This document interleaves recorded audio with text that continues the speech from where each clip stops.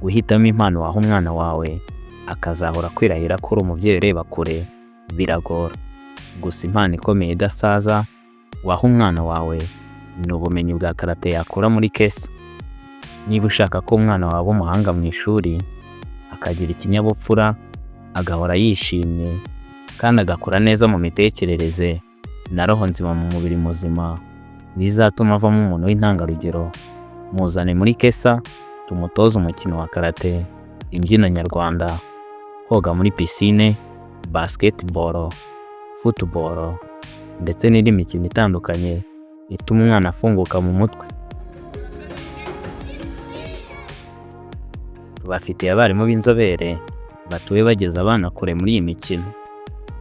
Muzane muri Kesa muri bino biruhuko, azasubira ku ishuri ari intyoza.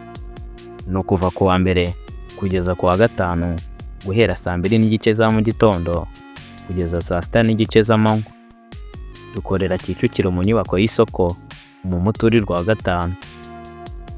Bose Kesa Kigali Elite Sport Academy niwo munani wagakwiye guha umwana wawe. Ntucikwe. Nje ndi Blaise Brain Warrior. Arigato gozaimasu.